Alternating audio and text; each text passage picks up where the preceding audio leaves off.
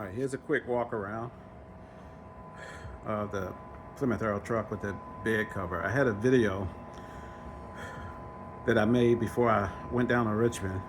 When I got down there, I was trying to post it on YouTube, and then I was going to transfer it over to Facebook down there, and it got rejected because I had music in the background that apparently was copyright protected. Jeez. So I'm doing another video real quick. I just got in. It's at the machine shop down there, and I'm gonna do a quick walk around and of the truck bed too. The truck bed cover. Then I'm going to the house and get me some sleep. It's been a long day, and got some doctor's appointments. So anyway, yeah, my fuel filter down there.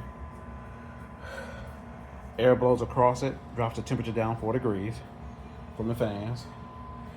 I had a TH400, a TH350, a TH400 in this truck, and then I went to a manual transmission.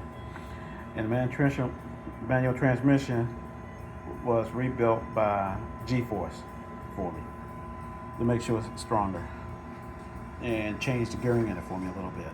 First, second, and third is real quick. All right, and that's my master cylinder right there. Let me do a walk around. I have 2 stacks right there. Let me point. It's a little dark in here because I'm sleepy too, man.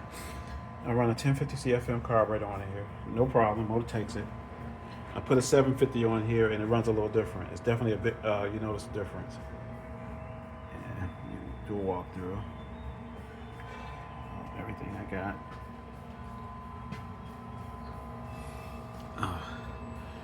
Yeah, some of the guys down there, they wanted me to do a walkthrough on this truck, and I freaking couldn't even post it online because I had the music I had in the background. So I turned my music down real low. So, and those are my relays for the two fans and my water pump, and circuit breaker right here, and my ignition box. Okay, and oh, that hood opening. I don't know if you can really see it. Here you can see it up under there. It was for an 871 blower. That's what it's cut for. The scoop on it. And I decided to keep the carburetor because it was running really good. And the motor is a true 358 motor, not a 357, but a 358. It's a Mecca 358. Solid roller cam, high lift, lots of duration, and it really doesn't make power until it gets past, I'm gonna say 4,500 RPMs. Down low it's not too bad, but it really rolls when it's past that and winds tight. And it's a good picture of a video where you can see the hood scoop. Oh, let me do a front opening of it. You can see what it looks like. All right, man, about to pass out, so tired. Here's a walkthrough on the inside of it. All right, full gauged, and 2 gas tanks, 193 and 116. And oh, I got clutch stops down there. You can see the screws down there where I can adjust it, the height of it, the way I want it. And let me go over here.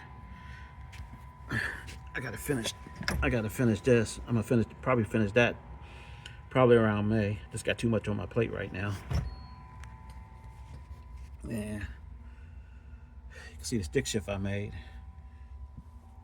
I sold 16 of these stick shifts like this, with the switches and everything. People like this, and they like how the handle feels, and you put your middle finger right.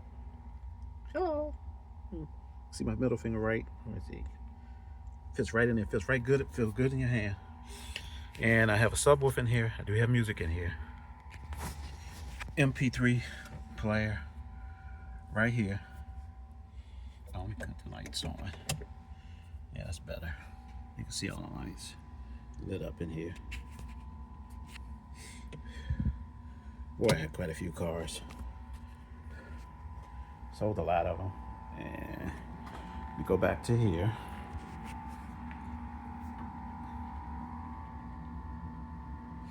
Yeah, fuel tank.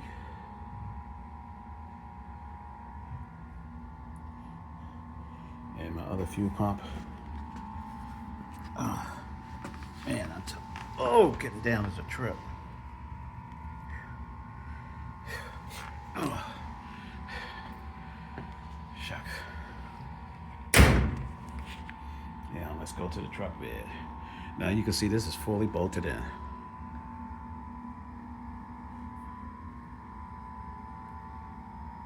Nothing welded.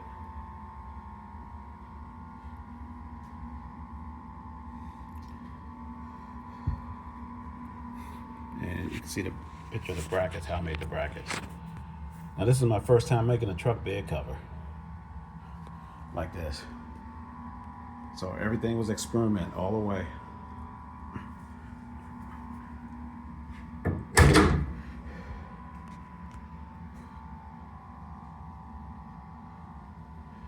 And you can see everything is bolted in. There's a 1/8 gap all the way around. Up here at the front is 3/8. Let me see, what did I do this? I got 1/8 here, and I got just about a quarter. No, I'm gonna say almost a 1/4 inch up at the front, mainly for ventilation. But I am gonna cut an opening here and put a flip back where I can lock it down so I can get to the filler of the gas. Air. And I made these. Didn't know how I was going to do this.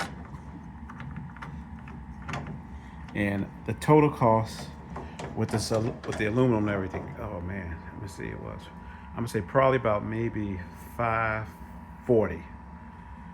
And I used these right here. Adjustable for the hinge back there, adjustable hinge. Okay. And you can see how that looks there. And I got a air open right there, which one of the race guys in the machine shop told me a good idea to put a little gap right in there. So that's where that came from, his thoughts too. And you can see inside, everything is bolted. No welding.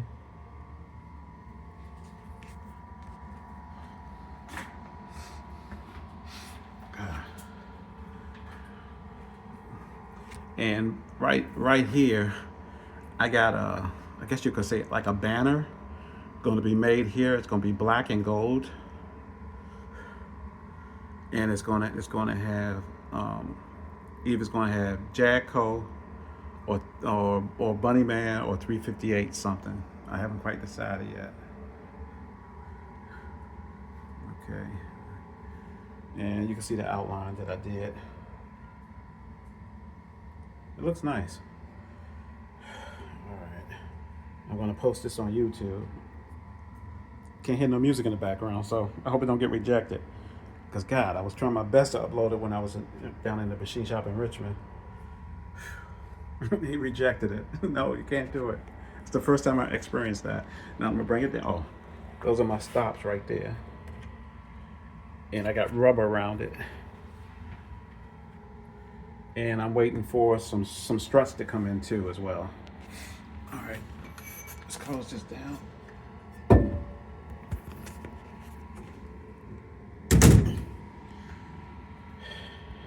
And I'm gonna zoom back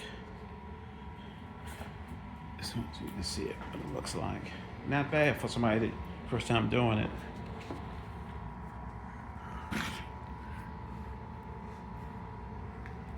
Looks nice. All right. Also, I got some, let me go up under here. It's a little dirty up under there. Because before I came in here, I was acting stupid out in the street. Well, it needs to be cleaned off. And you can see, yeah, my differential has its own air cleaner, and the ring and pinion has enough force where it pushes the oil through the air cleaner and back. So I have a return line, I have a vent line too. So this is the way I can keep the oil cool, rear end don't get hot, and you'll be surprised how hot it gets and how much pressure is in the rear, and you don't have to worry about blowing seals. Yeah, but I was up at the I shouldn't say is, but up at the police barracks having a little fun, and at the equestrian center. Actually, a few days ago, we had a warm day out there before I went out of town. But I had to drive it around, make sure everything was straight with this, and I picked that up from a couple of the guys I was working with a couple of years ago. So here's the walk around of this.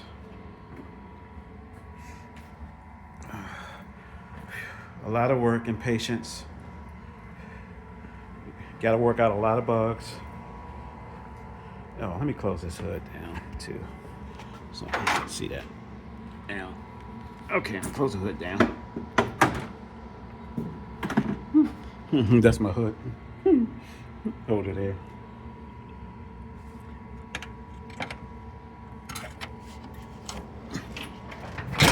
Okay. Yeah, step back. Video of it. Man, this truck turned out nice. I'm not gonna sell this. Sold a lot of the other stuff. Still have 2 vehicles left. Then I have another one. God, I don't know what happened. The guy bought a lot of stuff from me and bought one of the other cars I had, but he never came back, got the other vehicle, and I'm trying to reach him. But anyway, so I got a car that's paid for, that's covered up, and I can't reach the guy, and I've been trying. Anyway, signing off. 1982 Plymouth Rock pickup truck.